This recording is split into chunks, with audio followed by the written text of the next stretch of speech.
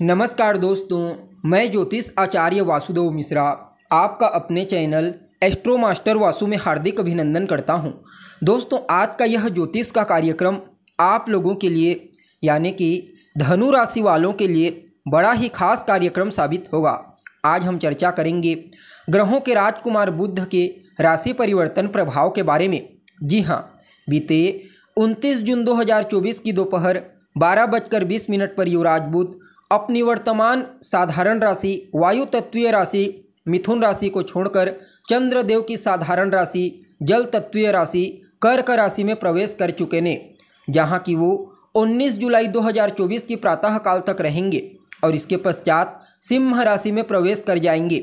तो ऐसे में बड़े विस्तार के साथ जानने का प्रयास करेंगे कि बुध अपने शत्रु की साधारण राशि में गोचर करते हुए किस प्रकार से आपको प्रभावित करेंगे। जी हाँ, जीवन के किन किन क्षेत्रों में आपको विशेष तौर पर सफलता की प्राप्ति होगी, तो वहीं किन किन क्षेत्रों में आपको सावधानी बरतने की ज़रूरत पड़ेगी, सभी बातें विस्तार के साथ आपको बताएंगे।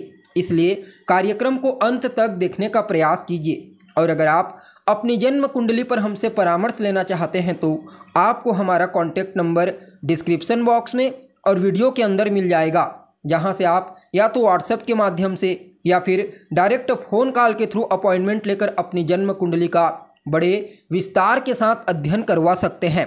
जी हाँ, तो दोस्तों, बुध कौन है? बुध तो बुद्धि, चाहे फिर किसी भी प्रकार का बिजनेस व्यापार हो, शेयर बाजार, शेयर मार्केट, इंटरनेट से जुड़ा हुआ कार्य, communication, community, media, banking, research का फील्ड, मार्केटिंग, इन सभी क्षेत्रों में बुध का प्रभाव होता है।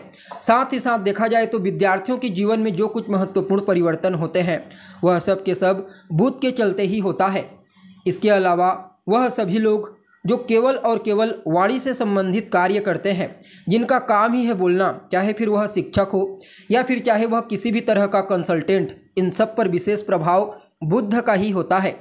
अब देखा जाए तो यह कर्क राशि वैसे तो बुध के लिए अनुकूल राशि नहीं होती, लेकिन हाँ, यहाँ पर 2-3 बातों का ध्यान आपको जरूर रखना चाहिए। देखिए, शनिदेव बुध के साथ षडाष्टक योग में होंगे और जब भी कोई ग्रह चाहे फिर गोचर में हो या फिर कुंडली में कहीं पर भी आपको दिखाई पड़े, उस ग्रह से षडाष्टक योग में ग्रह हो तो फिर फलादेश करने वाले ग्रह का फलित कमजोर हो जाता है। और हम चर्चा किसकी कर रहे हैं? तो बुध की। तो शनिदेव से षडाष्टक योग में होने के चलते शनि के प्रभाव को कमजोर करेंगे, लेकिन यहाँ पर एक और सिद्धांत लागू होता है और वह कहता है कि शनिदेव छठे भाव में बेहद अच्छा प्रभाव देने वाले ग्रह बनते हैं।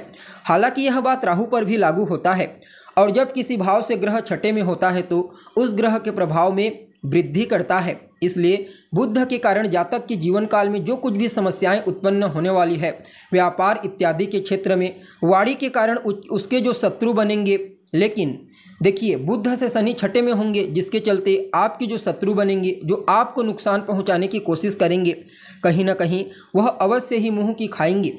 इसके अलावा देखा जाए तो राहु के साथ नवम पंचम का योग, देवगुरु बृहस्पति के साथ तीसरे 11वें का अर्थात लाभ का कॉम्बिनेशन बना करके गोचर कर रहे हैं युवराज। तो कुछ मामलों में सावधानी बरतने के साथ यह गोचर आपके लिए अत्यंत ही श्रेष्ठ परिणाम प्रदायक साबित होगा। जी हाँ, अब देखा जाए तो आप सभी धनु राशि के जातकों के लिए बुध का यह गोचर आपकी राशि से अष्टम भाव में हुआ है। अब यहाँ पर बुध 2 केंद्रों के स्वामी होकर अर्थात दसम भाव और सप्तम भाव के स्वामी बनकर अष्टम भाव से गोचर कर रहे हैं। तो इस गोचर को आपके लिए उतना अनुकूल नहीं कहा जा सकता। जी हाँ, इस गोचर काल के दौरान आपको कई प्रकार से परेशानियों का सामना करना पड़ेगा। यूँ समझ लीजिए, आपके जीवन काल में चारों दिशाओं से कुछ न कुछ परेशानी अवश्य ही आने वाली है। अब समझने का प्रयास कीजिए कहाँ कहाँ से आपको परेशानियों का सामना करना पड़ेगा। तो देखिए, अष्टम भाव में गोचर करने वाले बुध के ऊपर राहु की नवम दृष्टि पड़ेगी, तो त्वचाजन्य रोग, कमर से नीचे के अंगों में परेशानी अवश्य ही आपको फेस करनी पड़ेगी। हालांकि आयु के दृष्टिकोण से तो ठीक है, लेकिन स्वास्थ्य के मामले में आपको थोड़ा सावधान रहना है। आपके घर परिवार में मेहमानों का आना जाना लगा रहेगा। जी हाँ, और यूँ समझ लीजिए कि आपके परिवार में जो मेहमान आएंगे, न तो उनका आना पसंद होगा और न ही जाने के लिए आप उन्हें विवश कर सकते हैं। मेहमानों के चलते आपका खर्चा भी बढ़ने वाला है, जिससे आपकी आर्थिक स्थिति पर भी इसका प्रतिकूल प्रभाव पड़ेगा। और यही कारण होगा कि आपके घर परिवार में गृह क्लेश की स्थिति उत्पन्न हो जाए। हालांकि यहाँ पर यह बात भी आपको ध्यान रखना चाहिए कि अष्टम भाव आध्यात्मिकता का, साधना का भाव होता है, इसलिए साधना इत्यादि के क्षेत्र में अगर आपकी रुचि है तो यह गोचर गणेश जी की आराधना करने के लिए अत्यंत ही श्रेष्ठ साबित होगा। आप गणेश जी की आराधना कीजिए, उनकी साधना कीजिए, उनके साधना से आपको अवश्य ही कुछ मामलों में श्रेष्ठ परिणाम की प्राप्ति होगी। बाकी अप्रत्याशित तरीके से हानि की संभावना बनी हुई है। यात्रा भी आपके लिए अनुकूल नहीं रहेगा, इसलिए यात्रा भी आपको सावधानी पूर्वक करनी है। बाकी सबसे ज़्यादा जरूरी बात, जिनके ऊपर आप सबसे ज़्यादा भरोसा करते हैं उन्हीं से ही आपको धोखा मिल सकता है, तो थोड़ा सावधान तो आपको रहना पड़ेगा।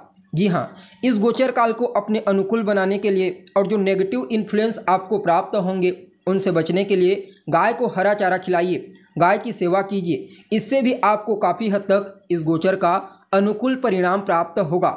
जी हाँ, तो दोस्तों कैसी लगी आपको जानकारी? उम्मीद करते हैं जानकारी आपको पसंद आई होगी। जानकारी अच्छी लगे तो इसे अपने दोस्तों के साथ, अपने रिश्तेदारों के साथ शेयर जरूर करें। अभी के लिए बस इतना ही। पुनः मुलाकात होगी एक नए और ताज़ा एपिसोड में। तब तक के लिए नमस्कार।